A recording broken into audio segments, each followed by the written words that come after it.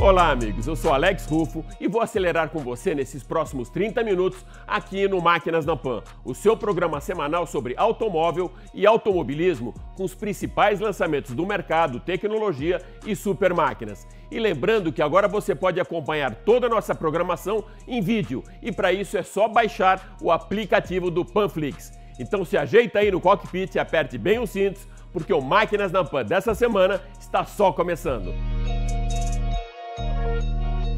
A Fórmula 1 está de volta e nesse fim de semana já acelera para a segunda etapa da temporada, depois de um início marcado por manifestações antirracismo lideradas por Lewis Hamilton. Nilson César avalia o engajamento de esportistas em movimentos sociais e a polêmica gerada durante o GP da Áustria com o silêncio de alguns pilotos durante a manifestação Black Lives Matter antes do início da prova. Marcelo Matos acompanhou o balanço mensal da Anfávia, que registrou uma forte queda na produção de veículos durante o primeiro semestre, sinalizando uma lenta retomada até 2025.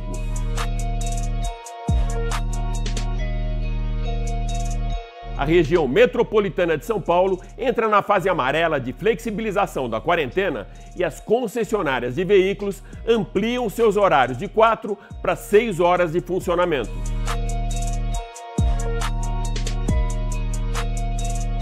Você também vai conhecer o acervo de carros de corridas de Paulo Trevisan, no Rio Grande do Sul, um museu que conta a história do automobilismo nacional.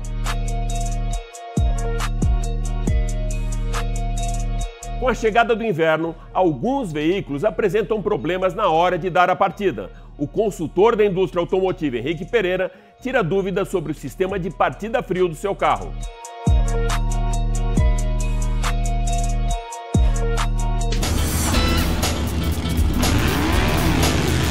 Máquinas da Pan. E para darmos a largada no programa dessa semana, o Máquinas na Pan vai mostrar agora para você o carro mais caro do planeta, La Voiture Noire da Bugatti. Uma criação feita à medida, com o mesmo luxo e exclusividade da alta costura da Maison Cartier de Paris ou da Turnbull Nasser em Londres, que confecciona as camisas do Príncipe Charles, dos personagens de James Bond e de Robert Redford em Great Gatsby. O valor astronômico de La Voiture Noire causa impacto em todas as moedas. 11 milhões de euros impressionam tanto quanto 12,5 milhões de dólares ou 66 milhões de reais. La Voiture Noire está posicionada em um patamar de exclusividade jamais visto entre automóveis de luxo.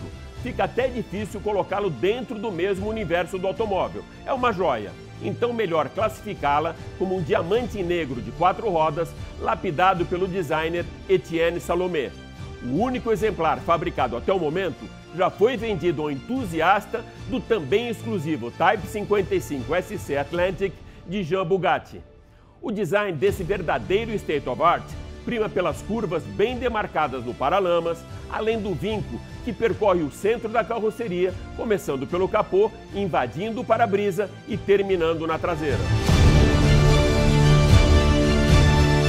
Todos os elementos foram feitos à mão, com carroceria em fibra de carbono e sob o capô, o potente quadriturbo 8.0 W16 com 1.500 cavalos de potência dá vida e faz pulsar o coração dessa hipermáquina dos sonhos.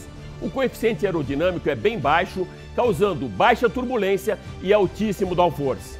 Com a mais alta tecnologia, os assistentes de condução deixam o carro muito na mão do condutor para uma tocada bem esportiva e com muita segurança. A caixa de câmbio de 7 velocidades proporciona trocas muito rápidas e precisas e, ao transmitir toda a potência do motor para as rodas, conta com um pneu de alta tecnologia com composto de competição para suportar velocidades superiores a 400 km por hora sem que sofram qualquer tipo de deformação ou perda de eficiência. A ausência de uma janela na área traseira chama ainda mais atenção para uma lanterna inteiriça posicionada acima das 6 saídas do escapamento. A exclusividade é tão grande que o comprador é convidado para participar da fase final de acabamento desse milionário esportivo de luxo, podendo até optar por uma personalização diferenciada com a escolha de materiais, cores dos bancos, pinças de freio, painel e luz ambiente.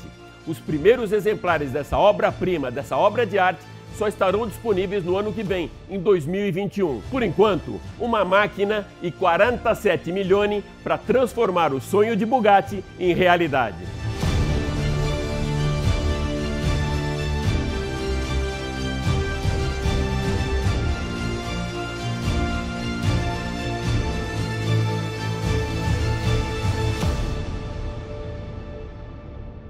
Então, enquanto a Voiture Noire da Bugatti não vai para as ruas, vamos para o circuito de Spielberg, na Áustria, para acelerarmos para a segunda etapa da temporada 2020 da Fórmula 1, com o GP da Estíria. Mas espera aí, GP da Estíria, GP da Áustria, isso tudo já aconteceu na semana passada, não é mesmo? Não, o GP da Estíria acontece no mesmo país, no mesmo circuito e agora com outro nome. Pois é, para não confundir os fãs da Fórmula 1, essas rodadas duplas com corridas no mesmo circuito da Áustria, o GP desse fim de semana leva o nome da região austríaca do circuito de Spielberg, só uma questão de nomenclatura mesmo. E o mesmo vai acontecer com as duas provas que acontecerão em Silverstone, na Inglaterra. A primeira, GP da Grã-Bretanha de Fórmula 1 e na semana seguinte, no mesmo circuito, o GP do aniversário de 70 anos da Fórmula 1, que teve seu início justamente em Silverstone 70 anos atrás. Vamos lá então. A etapa de abertura da temporada da Fórmula 1 foi realizada na semana passada na Áustria e, a exemplo da abertura da temporada de 2019, a Mercedes saiu na frente com a vitória de Valtteri Bottas. Lewis Hamilton teve um final de semana marcado por punições. A primeira aconteceu durante os treinos de classificação, quando acelerou durante uma bandeira amarela e, mesmo tendo conquistado o segundo melhor tempo, perdeu 3 posições e largou na 5ª posição, atrás de Bottas, Verstappen, Lando Norris e Alexander Albon.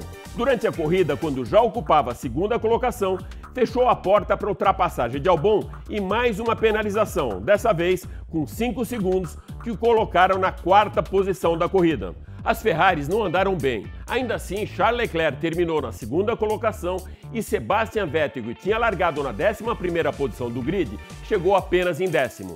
Dos 20 carros que largaram, apenas 12 terminaram a prova, que foi marcada por abandonos e também pelas manifestações antirracismo um pouco antes da largada, com os pilotos se ajoelhando, uma alusão ao assassinato do cidadão negro George Floyd por um policial norte-americano. Eu vou pedir então para o meu parceiraço Nilson César alinhar aqui comigo no grid do Máquinas na Pan para avaliar toda essa polêmica criada durante a execução do hino nacional. Nilson, dos 20 pilotos que alinharam no grid, somente 6 não se ajoelharam e aí começou toda essa polêmica. Nilson, como você vê toda essa história? Você teria também se ajoelhado? Meu caro Alex Rufo, eu vou plagiar aqui o Nelson Rodrigues. Toda unanimidade é burra, não é isso que ele dizia? Eu concordo com isso. Cada um tem a sua maneira para se expressar em relação a alguma coisa, né? A maneira de expressão. O cara se ajoelhou ou não se ajoelhou, para mim isso aí não significa muita coisa. O que vale é o comportamento dele. Por exemplo, racismo, né? Eu acho a coisa mais nojenta da humanidade, né? Eu, por exemplo, se estivesse lá naquele grupo, eu me ajoelharia sem nenhum problema, sabe? Né? Sem problema nenhum. Mas entendo aqueles que se expressam de maneira diferente, né? Eu entendo. Olha, eu não gosto de me expressar assim. Eu gosto de ter o meu comportamento. É aquela tal história, né? O cara vai lá na missa, fica horas e horas na missa, ou vai no culto, e depois sai da missa, sai do culto, passa a ser uma pessoa sem caráter fora de igreja. É mais ou menos isso, sabe? Então o cara tem que mostrar no comportamento, nas suas ações, a sua posição. É isso que eu penso. Então, eu entendo quem não se ajoelhou, entendo quem ajoelhou também, eu não tenho nenhum radicalismo em relação a isso, não. Pelo contrário, eu só continuo achando o seguinte: uma das coisas mais nojentas do planeta é o racismo. Graças a Deus, desse mal eu não sofro. Posso lhe garantir, viu, meu caro Alex? Nilson, fugindo agora da polêmica, mas procurando voltar ao pelotão de frente da Fórmula 1, a Renault anunciou nessa semana a volta do bicampeão mundial da categoria Fernando Alonso como companheiro de Esteban Ocon para a temporada de 2021. Nilson, a volta do Fernando Alonso, você acha que realmente ele pode estar competitivo e buscar mais um título para sua carreira, ou isso é só uma ação de marketing da Renault? O Alex Rufo, o Vampeta tem uma posição muito legal e ele sempre fala isso, que jogador em final de carreira ele vai para clube, por exemplo, para ganhar umas alcatras a mais, né? Para ganhar um din-din a mais e para garantir os tataranetos. Aí é o caso do Fernando Alonso ano que vem na Renault, né? Ele vai para lá para garantir um din-din, né? Vai garantir a vida de tataranetos, não é verdade?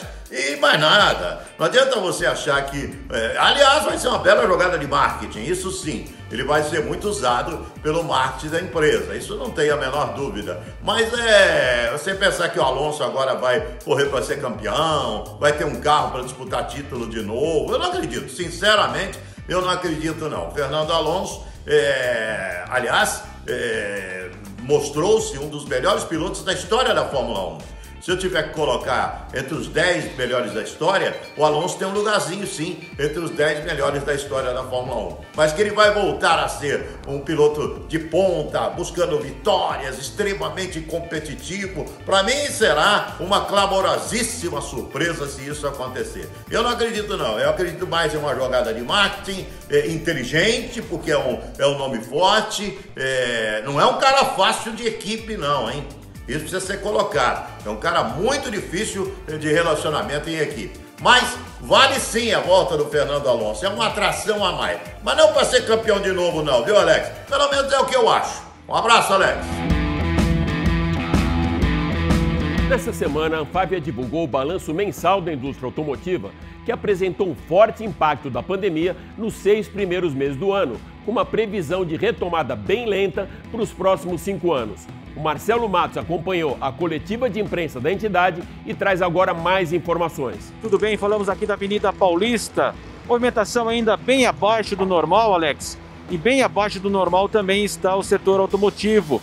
Os dados que foram apresentados pelo presidente Luiz Carlos Moraes apontam uma perda praticamente de metade do mercado na comparação com 2019. Até melhorou junho em relação a maio, 113%, mas a base é muito baixa.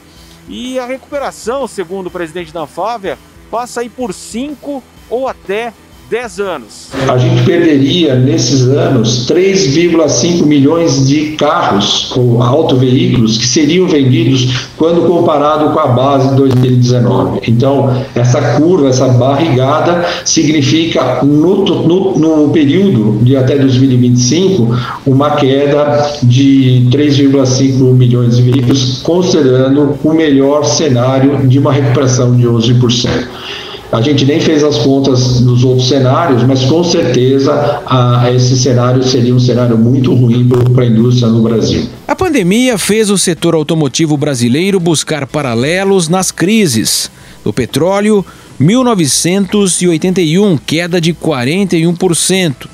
1987, tombo de 35%. 98 e 99, recuo de 35%. E anos 2015 e 16, impeachment, desaceleração de 41% no mercado. A análise atual da Anfávia passa de vendas estimadas em mais de 3 milhões de veículos para 1.675.000 unidades, recuo de 40% sobre 2019. A retomada passa muito além da reabertura das concessionárias, mas sobretudo pela confiança do consumidor num cenário de desemprego e muita instabilidade econômica. A gente precisa da retomada da economia, né? Então, se a retomada a economia não volta num ritmo bom, a gente tem dificuldades de manter o emprego, portanto o emprego está em risco sim. Então até outubro, novembro, uma grande parte das montadoras tem acordos com seus sindicatos, né? E até lá a gente tem que tentar encontrar algum mecanismo de retomada de emprego na economia em geral, não só para o setor automobilístico, para a economia em geral, senão nós vamos ter dificuldades no emprego sim. Isso alguns presidentes de montadoras já sinalizaram, e tem o lado do governo, né? O governo também, quando tem essas ferramentas, ele também aporta dinheiro para complementar o salário dos trabalhadores, seja pela suspensão temporária, seja pela redução da jornada de trabalho, e isso também, uma hora tem que resolver. Isso sempre é uma boa solução para uma solução temporária, alguns meses, ela não pode ser definitiva. O mercado de veículos novos fecha o semestre com queda de 38%. De janeiro a junho foram vendidos 808 mil carros comerciais leves, caminhões e ônibus, contra 1.308.000 de janeiro a junho de 2019. No mês passado, os emplacamentos cresceram 113% sobre maio, de 62 mil veículos para 132 mil, mas o volume é 40% inferior a junho de 2019. O presidente da FenaBrave, Alarico Assunção Júnior, reforça o impacto da reabertura das lojas e o retorno dos Detrans. Parte das vendas também do que ocorreu em junho, 25%, foram negócios comercializados em maio e em função dos Detrans estarem fechados na maioria dos estados, não houve o licenciamento. E face a essa mesma pandemia, o resultado que nós tínhamos no início do ano de um crescimento de 9,7%, vamos ter um decréscimo, lamentavelmente, de 35,8%, por falta também, além da pandemia, de previsibilidade. No acumulado de janeiro a junho, a produção atingiu a metade do primeiro semestre do ano passado, 1.474.000 para 730 mil veículos. As exportações também estão em queda e não devem decolar pela crise nos países vizinhos antes mesmo do coronavírus. 2 fábricas ainda vão retornar no Brasil em julho. As montadoras, em geral, têm apenas um turno ou 2 por medidas de segurança. Muito bem, Alex, esses são os números do setor automotivo. Grande expectativa por uma retomada, a reabertura das lojas, mas nós sabemos que o coronavírus ainda avança no país e isso é um fator decisivo. A indústria toma cuidado na produção, mas o cliente também precisa ter segurança financeira, né? Quer dizer, confiança, desemprego em alta. Então são fatores bastante desafiadores, não apenas para o setor automotivo, mas como geral para o Brasil e para o mundo nesse ano de 2020. Pegando agora uma carona com a análise de mercado do Marcelo Matos, que trouxe pra gente os números da Anfavea e da FenaBrave com a retomada das lojas e a abertura dos Detrans, o Máquinas na Pan, nessa semana, visitou uma concessionária para conhecer melhor todos esses protocolos de segurança sanitária e também a flexibilização da quarentena. Desde o início do mês passado, no dia 5 de junho, as portas das concessionárias de automóveis se reabriram para os clientes com protocolos regidos pela Prefeitura Municipal de São Paulo, pelo Governo do Estado e pelos profissionais de saúde. Para entender melhor como esses protocolos garantem a proteção e higienização dos clientes ao entrarem na concessionária, Sebastião Lira, consultor de vendas da Autoprime, explica o procedimento de segurança sanitária das lojas. O cliente, ao chegar na nossa loja, ele já é medido a sua temperatura, de forma que aqueles que estiverem ok podem entrar à loja. Todos deverão portar máscaras, álcool gel em todos os departamentos da nossa concessionária. O nosso vendedor atende em sala individualizada, de maneira a garantir a proteção de nossos clientes e de nossos funcionários. Com a chegada da Covid-19, as principais montadoras do país colocaram as suas linhas de produção para a fabricação de equipamentos para os profissionais de saúde e também com a iniciativa de algumas concessionárias com a desinfecção de veículos. O presidente da Ford para a América do Sul, Lyle Waters, já esteve aqui no Máquinas na Pan quando o Ford Clean foi colocado em serviço nas concessionárias. Hoje, a gente vai ver na prática como funciona esse procedimento de desinfecção. Antes do cliente entrar dentro do nosso automóvel, fazemos toda a desinfecção. Olha aqui, retrovisores, maçanetas, toda a parte onde o cliente pode colocar sua mão é desinfectada. Aqui nós temos desinfecção retrovisores, volante, comandos e controles, setas, lugares onde liga farol, câmbio, aqui no setor de freio de mão e rádios. E o cliente está completamente seguro para entrar dentro do nosso veículo. Segundo os critérios de permissões da abertura do comércio em geral, a cidade de São Paulo e o ABC já saíram da fase laranja para amarela e as concessionárias das 4 horas para 6 horas de funcionamento. No dia 1º de junho, o governador do estado de São Paulo, João Dória, colocou em prática um plano de flexibilização que classifica a rigidez da quarentena de acordo com o estado da pandemia.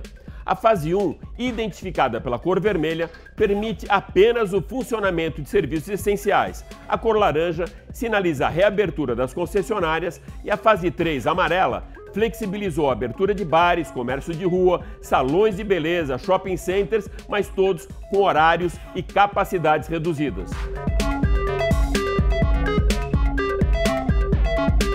E agora a gente fica na torcida para passar logo pela fase verde e acelerar na fase azul com a retomada das vendas no universo do novo normal. Aqui no programa já levamos você para algumas viagens no tempo, com visitas ao Museu da Mercedes em Stuttgart, à casa de Enzo Ferrari na cidade de Modena e também ao ateliê de Horácio Pagani na Emília-Romana. Hoje a gente vai viajar com você lá para o Rio Grande do Sul, no Passo Fundo, para conhecer o Museu de Paulo Trevisan, que conta a história do automobilismo nacional. Um resgate da história do automobilismo nacional.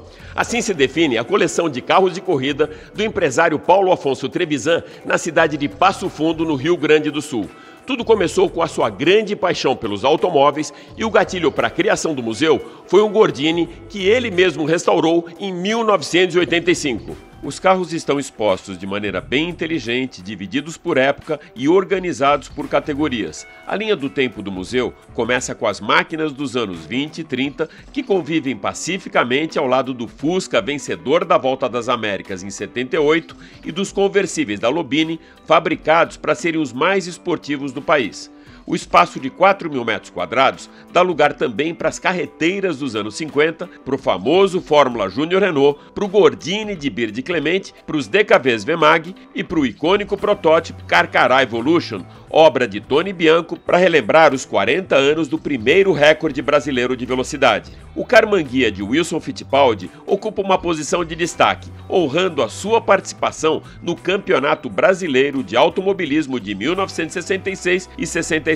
Além dos 128 automóveis históricos, o acervo reúne mais de 100 mil fotos, filmes, reportagens e documentos que servem como excelente referência para o automobilismo brasileiro. Base das competições e trampolim para os nossos pilotos que cruzaram o Atlântico para a Europa, as categorias de monoposto são muito bem representadas pelos Fórmula Ford de Christian Fittipaldi, Rubens Barrichello e também pelos Fórmulas Volkswagen de Chico Lameirão e Alfredo Guaraná Menezes. A cereja do bolo desse acervo espetacular encontra-se em um espaço muito reservado e bem italiano, com os Maserati 4CL 1948 e o 4CM de 38, que além do sucesso nas pistas do velho continente, foram destaques no Brasil nas provas da Gávea no Rio de Janeiro. Com mais de 20 veículos em processo de restauração, o Museu do Automobilismo Brasileiro não tem fins lucrativos e é mantido pela paixão de homem por carros de corrida e pela sua história, que graças a ele segue preservada. E agora chegou aquele momento do programa quando todos nós viramos especialistas em mecânica com Henrique Pereira, engenheiro e consultor da Mecânica Online, que hoje vai trazer pra gente o funcionamento do sistema de partida frio do seu carro. É isso aí, Alex. Embora o inverno tenha começado em meados do mês passado, só agora ele começa a dar as caras. E nós estamos tendo manhãs mais frias, onde um componente do carro é muito importante, o sistema de partida frio. Vamos entender um pouco melhor desse sistema? Estamos diante de duas tecnologias, uma de injeção de gasolina no motor e a outra de aquecimento do próprio álcool. As duas trabalham para fazer com que o motor parta nessas temperaturas baixas. Por quê? O álcool a 12, 18 graus, numa manhã fria, ele não se vaporiza. Mesmo quando injetado em alta pressão, ele não cria uma névoa que facilita a sua queima. Então você tem que agir de uma outra forma para que você tenha essa vaporização ou que você tenha algo que faça a partida inicial. No sistema tradicional, ou mais antigo, de partida a frio, você tem um tanque, uma pequena bomba e as linhas que levam o combustível deste tanque até o motor. Esse tanque deve ser abastecido com gasolina, de preferência aditivada, porque a gasolina comum se oxida rapidamente e em 3 meses, mais ou menos, você ia ter ela oxidada, escura, perdendo as suas propriedades. A gasolina, ela é injetada durante a partida a frio, porque ela tem um alto poder de ignição, mesmo a baixas temperaturas. Então ela se inflama dentro do motor, dando as primeiras voltas e depois é continuada pelo álcool que vem do tanque principal. Então essa gasolina, ela só atua durante a partida a frio. Você deve sempre manter esse tanque abastecido, principalmente agora no inverno. Quais as desvantagens desse sistema? Primeiro, você não pode esquecer de pôr combustível. Você passa o ano inteiro sem lembrar que ele existe e quando chega no inverno, você esqueceu de botar gasolina. Bom, aí de manhã você vai ter uma dificuldade enorme para sair com esse carro. Segundo é que mesmo que você abasteça, se você esquecer a gasolina nesse tanque, nesse período de não uso, essa gasolina pode envelhecer, se oxidar, fica escura, perde propriedade e chega a entupir as mangueiras dele todo. Então é um sistema que precisa de uma certa manutenção. Eventualmente, uma vez por ano, seu mecânico pode te ajudar a fazer toda a limpeza do sistema, trocar a gasolina, para que quando chegar no inverno você consiga partir com o seu carro tranquilamente.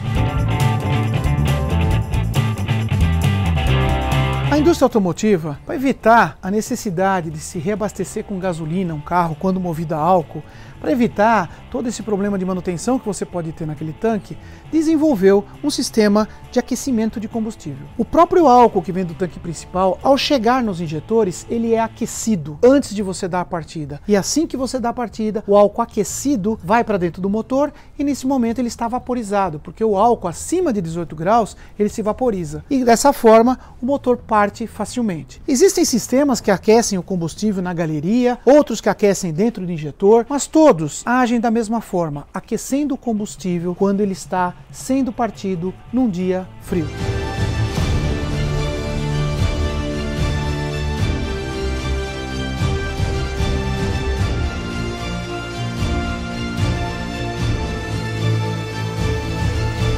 É isso aí. O Máquinas na Pan dessa semana fica por aqui e relembrando você que agora também dá para acompanhar o nosso programa em vídeo pelo Panflix e curtir novamente toda a nossa programação. Super obrigado pela sua audiência e até a próxima. Valeu! Máquinas da Pan.